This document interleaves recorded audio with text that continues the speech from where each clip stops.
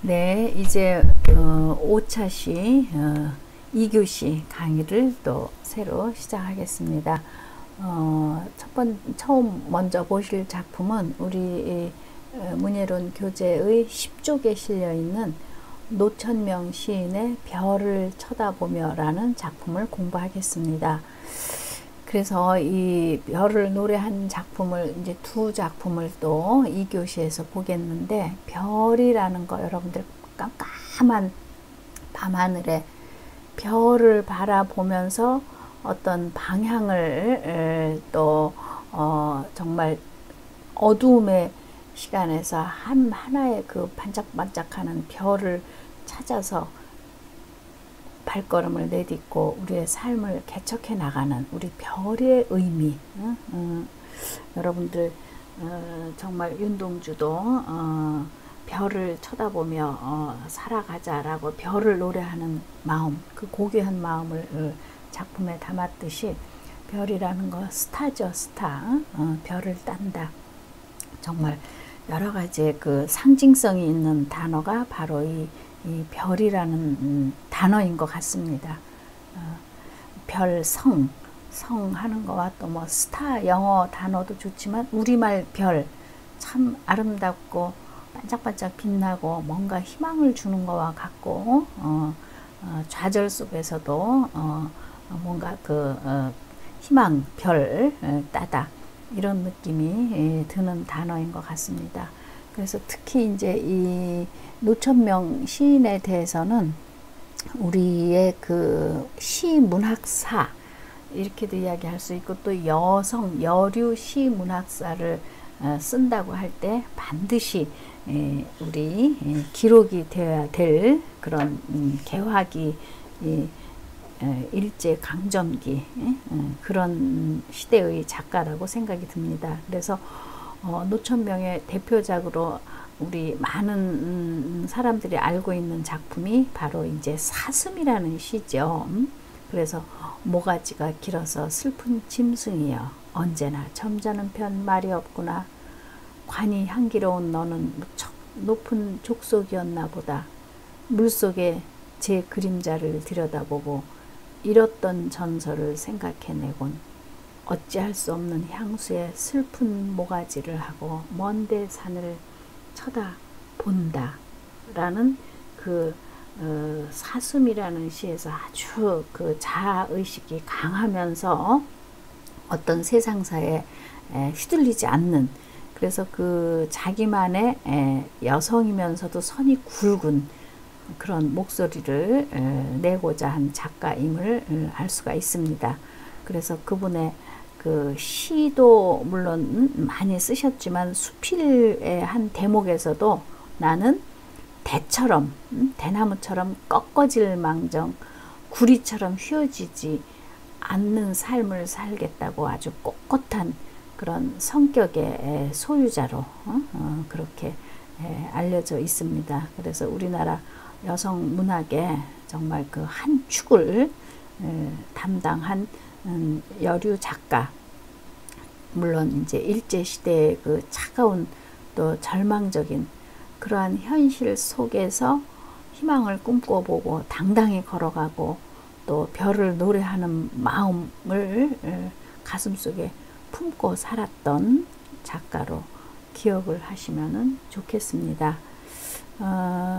물론 이제 그 일제 시대이다 보니까 여러 가지 그 개인 사에 대한 논란도 없지 않아 있지만, 그러니까 이제 여러분들이 그거는 잘 생각하실 몫입니다. 예를 들면 한 작가의 사생활, 생활, 그것을 작품성과 연관시켜서 볼 것인가, 생활은 또 별개의 것이고 작품은 작품으로서 평가할 것인가. 그러니까 이제 예를 들면은 이 시대에 함께 활동을 했었던 뭐 이제 춘원 이광수가 있다고 합시다. 그럼 춘원 이광수의 그 소설과 우리나라 현대 문학을 개척한 대단한 작가임에 틀림이 없지만, 그 시대적인 상황 속에서 어떤 친일적인 부분, 그것을 우리가 작품이 아무리 영롱하고 좋아도 그분의 행적을 생각하면 이거는 용서할 수 없어. 이렇게 이제 평가를 내리는 쪽도 있고, 또 생활적인 면에서는 뭐 살기 위해서였든 어쨌든 상황이 어떻게 됐든 그런 행위를 한 것에 대한 것과 작품은 별개로 봐야 되지 않는가. 작품에 실려 있는 정말 메시지, 작품성, 그걸로 평가를 해야 된다. 이렇게 보는 쪽도 있을 수 있습니다. 그래서 우리 제자들이 앞으로도 계속 이제 시대 상황이 지금 일제시대는 아니지만 어떤 상황에 놓여 있는 그런 현대사적인 측면에서도 이것을 작가 따로 작품 따로 볼 것인가, 작가와 작품을 연결시켜서 평가를 할 것인가, 이런 것은 각자의 잣대, 각자의 철학, 각자의 생각으로 평가를 다양하게 해나가야 되지 않을까, 이런 생각을 해봅니다. 이제 우리의 그 문학사는 우리의 시대사를 반영을 한 것이고, 그러면 시대의 그 상황에 따라서 작가들이 취할 수 있는 행위 여러 가지가 있죠. 나는 이 체제에서 글을 못 쓰겠다라고 절필, 펜을 꺾어버리는 경우도 있고, 또 작품이니까 상상으로 빗대어서 이렇게 들키지 않게, 걸리지 않게 또 이렇게 작품을 써나가는 방법도 있을 것이고, 물론 지금은 절대로 그런 시대가 아니고 모든 소재, 제재, 글감을 다 작품의 소재로 다 쓰고 있지만, 우리의 역사를 통해서 그런 것도 한 번쯤은 생각해 볼 여지가 있다고 이제 이렇게 말씀을 드립니다. 자, 그러면 이제 작품으로 들어가겠습니다. 별을 쳐다보며, 우리말 참 편안하고 쉽죠. 저는 별을 쳐다보며 이렇게 했을 때 우리 또 제자들은 하늘을 쳐다보며, 하늘을 바라보며, 쳐다는 이렇게 이제 아래로 보는 건 아니죠. 위로 보는 거죠. 그래서 별, 하늘, 뭐 여러 가지, 나무를 쳐다보면, 나무는 항상 손을 하늘을 향해서 위를 향해 있기 때문에 뭐 이렇게 다양한 소재를 갖다 놓고 글을 제목을 붙여볼 수도 있겠습니다. 그래서 여기에 비유가 첫 줄에 그렇게 나오죠. 나무는 항시. 그러니까 여기서 제가 우리 장추, 단미, 한자도 공부했지만, 나무, 목 하는 것보다 나무라는 이런 이름은 우리나라에서 정말 최초로 누가 이름을 붙였는지 너무너무 아름답고 정말 좋은 우리말을 어떤 지칭어, 어떤 사물어 아닌가, 이런 생각이 들어요. 별, 나무, 정말 자연의 언어로. 그런데 또 자연이라는 말은 또 한자어죠. 그래서 이 독서는 글을 읽는 거니까, 이런 시간을 통해서 이 우리말이나 한자어나 이런 단어에 대해서도 좀 생각을 많이 하셔서 적절하게 글을 쓰실 때 배열을 잘 하셔야 되거든요. 그러니까 나무가 항시, 항시는 또 항상 하는 한자말이에요. 늘 시간 구애 전혀 받지 않고 항상 늘 나무는 하늘로 향해 있죠. 그러니까 듯이니까 이거는 비유죠. 그렇게 하듯이 우리 인간들은, 우리 사람들은 바른 땅을 딛고 우리가 걸어가고 살아가는 사람이 하는 행위이죠. 땅바닥에 딛고 우리가 발은 걸어가지만, 우리의 마음, 우리의 생각은 마치 나무가 하늘을 향해 있는 것처럼 우리도 별을 쳐다보며 걸어갑시다. 그러니까 태양을 쳐다보며 걸어갑시다 하고 별을 쳐다보며 걸어갑시다, 너무 다르죠. 태양은 밝은 낯이에요. 눈이 부시기도 하고, 물론 태양 햇볕도 많이 쏘여야 되지만, 그런데 이 별이라는 건 뭡니까?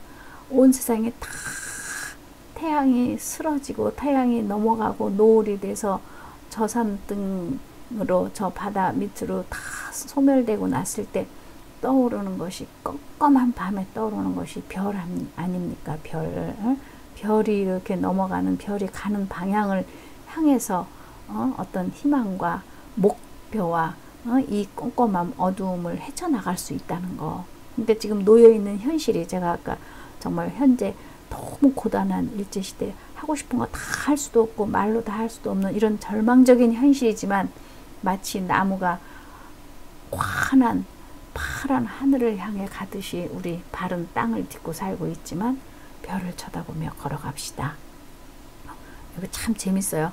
합시다. 뭐뭐 합시다. 뭐뭐 합시다. 이런 것도 마치 선언문을 쓰듯이 시에서 그렇게 우리 개척해 나갑시다 하는 것처럼 이런 그 시의 기법도 독특한 이 노천명 시인의 몸은 여리여리하고 나중에는 정말 그 피를 살 돈이 없어서 그 빈혈에 죽어간 그 지식인 신문사 기자였던 여류 시인이었지만 이렇게 아주 그냥 꼿꼿한 대나무 같은 성격. 자, 두 번째 연으로 가죠. 친구보다 좀 더 높은 자리에 있어 본 대자. 아, 이 시에서 뭐뭐 해 본다고 해 봤자 명예가 남보다 뛰어나 본 대자. 미운 놈을 혼내주어 본다는 일 그까지 것이 다 무엇입니까? 아주 정말 시니컬하게 씹어 뱉듯이 단호한 이 언어 구사, 대단한 자존심의 표현 같은 거. 응? 아이고, 네가 좀 더 높은 자리에 있어 본댔자 그거 뭐야? 그까짓 거 아무것도 아니야. 명예? 그거 남보다 좀 네가 높은 자리에 있어 보고 네가 높은 자리에 있어서 혼내주고 이런 자리에 있다는 거 그까짓 것이 다 무엇입니까? 라고 아주 단호한 그런 깔아뭉개는 듯한 이런 어떤 자존의식, 언어에서 그 사람의 마음이 제가 보이는 거라고 했잖아요. 그까짓 거 아무것도 아니야. 술 한 잔만도 못한 대수롭지 않은 일들이다. 우리요. 이런 아주 호탕한 호방한 큰 기계와 같은 이런 마음을 우리가 때로는 상황에 따라서는 가질 필요가 있어요. 절대로 주눅 들고 살 일이 아닙니다. 제가 우리 피갈 회옥 공부 가르쳤죠. 겉에 옷은 좀 허름하고 어수룩한 옷 입었어도 내 가슴 속에는 원대한 꿈, 옥과 같은 아주 최고의 철학, 가치관을 가지고 있는데 내가 뭐 우리나라에서 제일 높은 사람이 대통령이라고 합시다. 대통령 앞에 가서 내가 떳떳지 않게 주눅들 일이 뭐가 있습니까? 나는 가슴속에 정말 그런 어마어마한 뭐 큰 대단한 것이 아니라 정말 양심적이고 의롭고 바르고 또 나의 꿈은 이런 것을 별을 품고 살아가는데 내가 뭐를 눈치를 보고 하겠는가? 요즘 왜 갑질한다고 하죠. 그까짓 게 다 뭐냐? 아무것도 아니다. 한 잔 술만도 못한 그런 가치 없는 대수롭지 않은 일이다. 그래서 우리 바른 땅을 딛고도 이제 1년에서 했었던 거 반복적인 기법으로 시에서 우리 별을 쳐다보면서 당당하게 걸어갑시다. 우리 제자들 정말 뭐뭐 합시다 하는 선언적인 이 마무리. 그래서 힘들고 어려울 때마다 하늘을 향해서 꿈을 향해서 별을 쳐다보며 별을 딴다. 이런 어떤 큰 그런 가치관을 가지고 살다 보면 조금 마음 상하는 일, 힘든 일, 어려운 일 있다고 해서 하나도 기죽고 땅 보고 이렇게 갈 것이 아니라 하늘 쳐다보고 별 쳐다보고 이런 마음으로 정말 우리 하루하루 살아가기를 바랍니다. 정말 멋진 작품입니다. 자, 이제 책에 있는 별을 쳐다보며 노래를 이 공부를 했고 이제 다음 작품 보겠습니다. 아, 참 재밌어요. 희망이네. 여기서 이런 사람 이름 정하는 거 참 중요해요. 뭐 꽃집이네 이렇게 쓸 수도 있지만 뭐 절망이네 하는 거 하고 희망이네 하고 전혀 다르죠. 이름 쓰는 거요. 그래서 상징성이에요. 이름은 전에 우리 오래된 드라마 중에 내 이름은 김삼순 이런 제목의 드라마가 있었습니다. 그럴 때 김삼순 저는 참 이름 정겹고 좋은 것 같은데 거기에 이제 주인공이 하는 직업의 종류가 파티시에 그 빵 만드는 그런 역할을 하는 주인공으로 나와요. 그러니까 뭔지 좀 멋스러운 이름을 가지려고 거기서 제목은 김삼순이었는데 이제 작품 속에서 제목을 김희진이라는 이름으로 바꿔서 나는 멋진 빵 만드는 전문가 장인이 되겠다 이런 소재예요. 그래서 이름을 그렇게 바꾸는데 이제 그 말씀드리고자 하는 거는 이름이 상징하는 그 상징성. 그래서 이제 고전 작품에서도 작품 다 만들어 놓고 구운 몽 그러면은 그 구운 몽이 상징하는 그 주인공의 이름, 양소유 예를 들면 그렇듯이 주인공이 하는 행위가 작품 속에서 연계성 있게 잘 연결이 되는 그런 걸로 작품을 만들어 나가는 겁니다. 그래서 이제 여기에서도 그 박예분 작가가 이제 희망이라는 아이의 집에 가정조사라는 거는 요즘에는 우리가 정말 블라인드 커튼 뭐 면접할 때도 그렇고 또 전에는 우리 학생 카드라는 것을 입학하면은 당연히 썼어요. 뭐 부모 계신가 안 계신가 뭐 예를 들면 이제 물론 뭐 긍정적인 면도 없잖아 있겠지만 학생을 이해하기 위해서 그런데 전에는 아주 필수적으로 정말 유치하다 싶을 정도로 뭐 동산, 부동산, 뭐 집안에 재산이 얼마나 있느냐, 뭐 또 부모님의 직업은 뭐냐, 뭐 부모님의 학벌은 뭐냐 이런 것까지도 다 조사를 해서 내던 시절이 있었지만 지금은 사실은 나로서 당당하게 나를 말하고자 함이지 나의 뭐 배경이라 그런 말이 이상하지만 그런 걸로 어떤 회사원을 뽑는데 무슨 학교를 졸업했고 어쩌고 이런 거는 이제 이렇게 가리고 면접을 하고 그런 경우도 있죠. 그래서 면접위원 역할을 저도 가서 많이 그 관공서에서 해보는데 뭐 예를 들면 결혼했어요. 이제 이런 질문하면은 안 됩니다라고 질문해서는 안 되는 항목에도 그런 게 있어요. 그러면 이제 어떤 전문 직종의 관공서 직원을 뽑을 때 이제 몇 사람이 인터뷰 역할을 제가 이제 하러 가는데 이제 저한테는 거기 기관장이 저분이 인성적인 측면을 좀 가족 구성원은 어떤지 뭐 예를 들면 결혼했는지도 이제 기관장 입장에서는 알고 싶은데 이제 물어보면 안 된다고 하니까 이제 저한테 애둘러서 이렇게 좀 잘 좀 그 사람을 알 수 있는 그런 분위기의 질문을 좀 해주세요. 이럴 때 저는 아침에 일찍 오시느라고 수고하셨습니다. 어떻게 아침 밥은 잡수고 오셨어요.